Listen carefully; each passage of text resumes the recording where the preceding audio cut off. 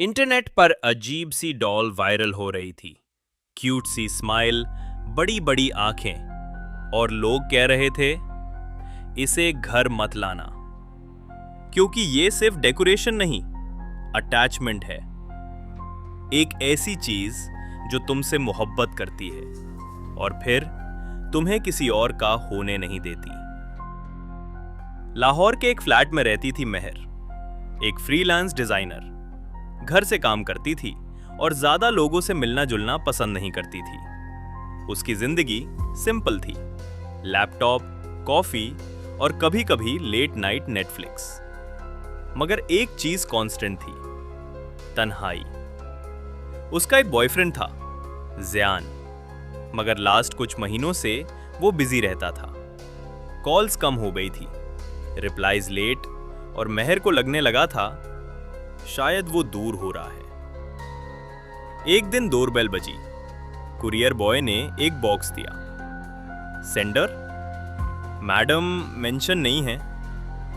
महर ने बॉक्स खोला।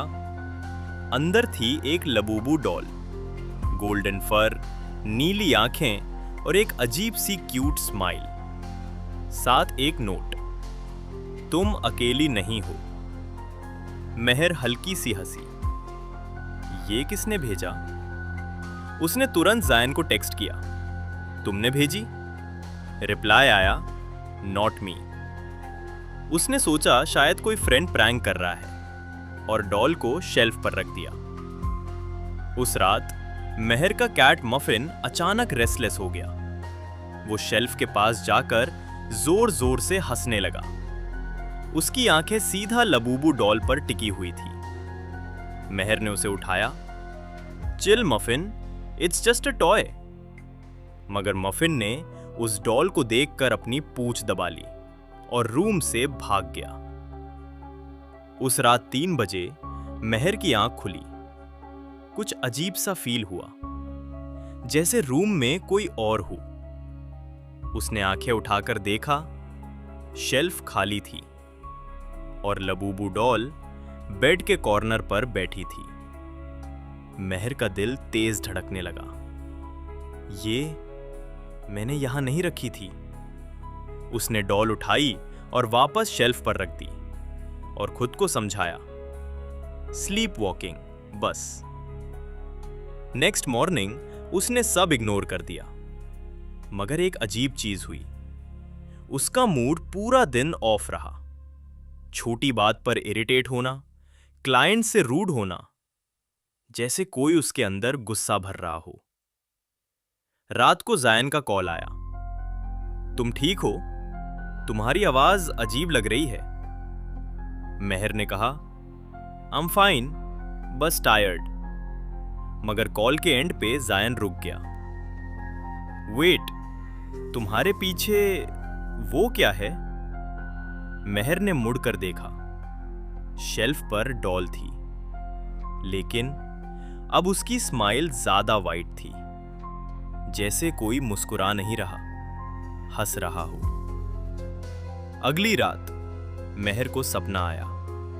एक अंधेरा रूम और उस रूम के बीच में वो डॉल, मगर इस बार वो जिंदा थी। उसने धीरे से कहा, तुम अकेली हो, मैं तुम्हारे साथ हूं। महर ने पूछा, तुम कौन हो? डॉल मुस्कुराई, मैं तुम्हारी हूं। अगली सुबह महर ने मिरर में देखा। उसके हाथ पर छोटे छोटे स्क्रैच मार्क्स, जैसे किसी ने पकड़ा हो। मफिन गायब था, पूरे घर में नहीं मिला। उसका दिमाग अब पैनिक मोड में था, मगर फिर भी वो डॉल को फेंक नहीं पा रही थी, जैसे कोई इनविजिबल फोर्स कह रहा हो, मत छोड़ो। ज़ायन ने एक दिन कहा, I think we need space.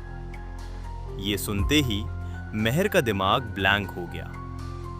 उस रात उसने क्लियरली सुना, वो तुम्हें डिजर्व नहीं करता। महर ने पीछे देखा, कोई नहीं। फिर वही आवाज, इस बार ज्यादा पास। मैं हूं ना।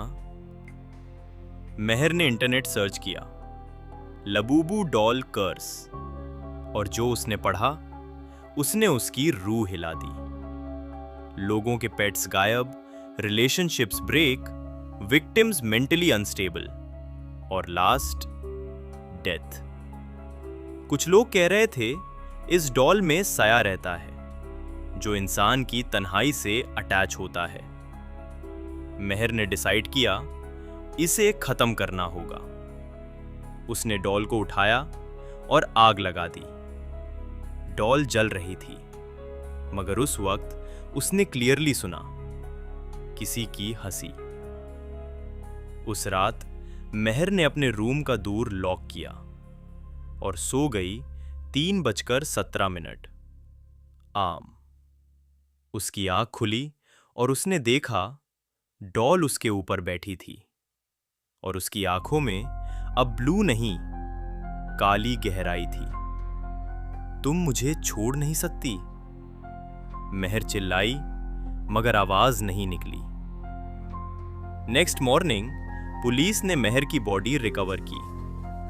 रूम लॉक्ड था, कोई साइन ऑफ ब्रेक इन नहीं, और उसके पास वही लबूबू डॉल रखी थी, बिल्कुल ठीक, बिल्कुल क्लीन। 3 दिन बाद एक ऑनलाइन लिस्टिंग पोस्ट हुई, rare Labubu doll for cell.